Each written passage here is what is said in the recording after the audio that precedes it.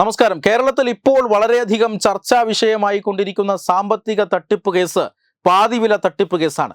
പാതിവില തട്ടിപ്പ് കേസാണ് എന്നാണ് നാട്ടിലെമ്പാടും അറിയപ്പെടുന്നത്. കാരണം സാധാരണക്കാരായ ആളുകളെ ഗ്രാമങ്ങൾ തോറും സഞ്ചരിച്ച് പഞ്ചായത്ത് തലത്തിൽ പോലും വലിയ പ്രവർത്തനങ്ങൾ നടത്തി കുടുംബശ്രീ പോലെയുള്ള സർക്കാർ സംവിധാനങ്ങളെ അടക്കം ഉപയോഗിച്ചുകൊണ്ട് ദുരുപയോഗം ചെയ്തുകൊണ്ടാണ് ഈ ഒരു തട്ടിപ്പ് നടത്തിയിരിക്കുന്നത് എന്ന് നമുക്കറിയാം. എല്ലാ ഗ്രാമങ്ങളിലും ഈ തട്ടിപ്പിന് ഇരയായിട്ടുള്ള ആളുകളുണ്ട്.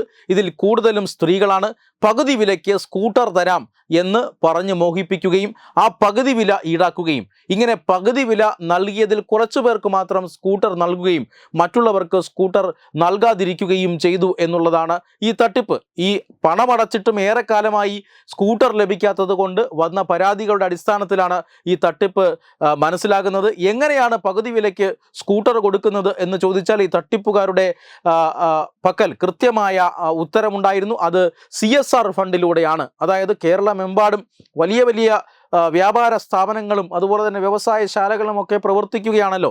ഈ കമ്പനികളിൽ നിന്നെല്ലാം CSR ഫണ്ട് ശേഖരിച്ച് ഈ ഫണ്ട് ഉപയോഗിച്ചുകൊണ്ട് ബാക്കി 50% കൂടി ഇടുകയും അങ്ങനെ മറ്റു പല ഇളവുകളും മറ്റു പല സംഭാവനകളും ഒക്കെ സ്വീകരിച്ചുകൊണ്ട് കേരളത്തിലെ സ്ത്രീകളെ അടക്കം ശാക്തീകരിക്കാനുള്ള വലിയ സാമൂഹിക പ്രവർത്തനവുമായിട്ടാണ് ഈ പറയുന്ന സായി ഗ്രാമം ഗ്ലോബൽ ഡയറക്ടർ ആനന്ദകുമാറും KV ആനന്ദകുമാറും അനന്തു കൃഷ്ണനുമൊക്കെ ഇതിനു വേണ്ടി ഇറങ്ങി പുറപ്പെട്ടത്. ഏതാണ്ട് 1000 കോടി രൂപയുടെ തട്ടിപ്പ് നടന്നു എന്നാണ് വിലയിരുത്തപ്പെടുന്നത്. പക്ഷേ ഇത്രയും വലിയ തട്ടിപ്പ് നടന്നിട്ടും സർക്കാർ ഏജൻസികൾ അനങ്ങാപ്പാറ നയം സ്വീകരിക്കുകയാണ്. എന്തുകൊണ്ടാണ്?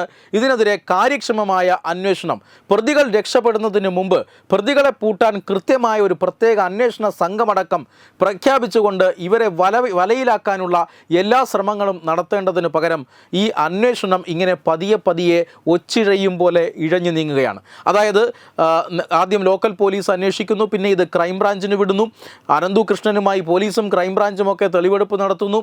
പക്ഷേ ഇതിനിടയിലാണ് ഇന്ത്യൻ രഹസ്യാന്വേഷണ ഏജൻസികൾ ഒരു റിപ്പോർട്ട് നൽകുന്നത്. അതായത് ഈ തട്ടിപ്പിൽ പ്രധാനമന്ത്രിയുടെ ചിത്രമടക്കം ദുരുപയോഗം ചെയ്തിട്ടുണ്ട്, എത്രയും വേഗം കേന്ദ്ര അന്വേഷണ ഏജൻസികൾ ഇടപെടണം എന്നായിരുന്നു ആ റിപ്പോർട്ട്. അതിൻ്റെ ഭാഗമായി എൻഫോഴ്സ്മെൻറ്റ് ഡയറക്ടറേറ്റിൻ്റെ ഇടപെടലുണ്ടായി. അവർ കഴിഞ്ഞ 2 ദിവസം മുമ്പ് കേസെടുത്തിരുന്നു. അതിനുശേഷമാണ് ഇപ്പോൾ ഇന്ന് രാവിലെ 8 മണി മുതൽ കേരളത്തിലെ 12 സ്ഥലങ്ങളിൽ ഒരേ സമയം ED റെയ്ഡ് നടത്തുകയാണ്.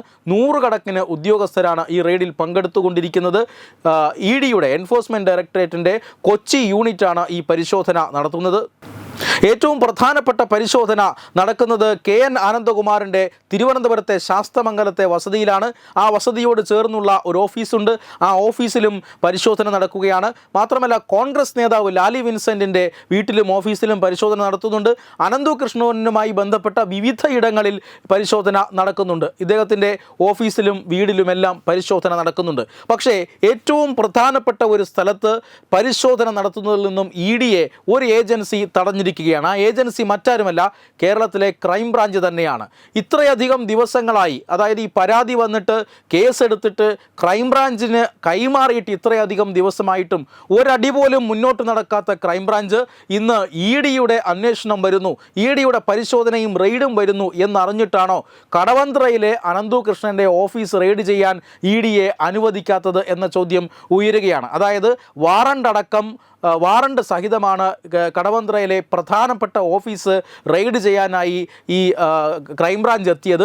അതുകൊണ്ട് തന്നെ കേരളമൊട്ടാകെ ഇത്തരത്തിലുള്ള റെയ്ഡുകൾ നടക്കുകയാണ് എങ്കിലും പ്രധാനപ്പെട്ട ഇടത്ത് EDക്ക് ഇന്ന് റെയ്ഡ് ചെയ്യാൻ കഴിയാതെ പോയി. കാരണം 11ഓളം അക്കൗണ്ടുകളിലായി 500 കോടിയിലധികം രൂപ ഇങ്ങനെ കൈമറിഞ്ഞു എന്ന ഒരു വാദം നിലനിൽക്കുന്നുണ്ട്. അതാണ് വസ്തുത.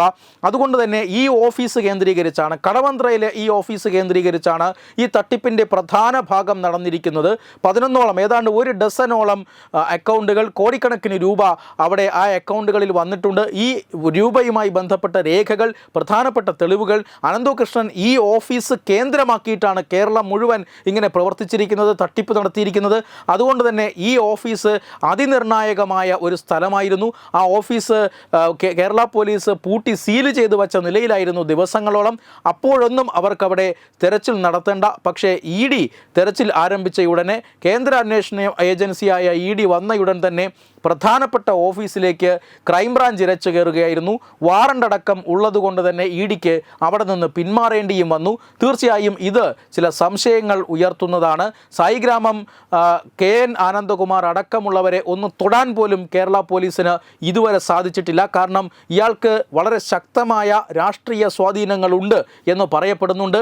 കോടികളുടെ ഇടപാടുകൾ ഈ പറയുന്ന NGOകൾ വഴി നടത്തിയിട്ടുണ്ട് എന്ന് ആരോപണം ഉയർന്നിരുന്നു. അതുകൊണ്ട് തന്നെ ഇതിൽ കള്ളപ്പണത്തിൻ്റെ അംശമുണ്ടോ, കള്ളപ്പണം വെളുപ്പിക്കൽ നടന്നിട്ടുണ്ടോ എന്നാണ് ED പരിശോധിക്കുന്നത്. പക്ഷേ ആ EDയുടെ അന്വേഷണത്തെ തടയാനും EDയെ തടസ്സപ്പെടുത്താനുമുള്ള ശ്രമങ്ങൾ ക്രൈംബ്രാഞ്ചിൻ്റെ ഭാഗത്തു നിന്നുണ്ടായിട്ടുണ്ടോ എന്ന സംശയമാണ് ഇപ്പോൾ ഈ കടവന്തറ ഓഫീസ് റെയ്ഡുമായി ബന്ധപ്പെട്ട് ജനങ്ങളുടെ ഇടയിൽ നിന്നും ഉയരുന്നത്.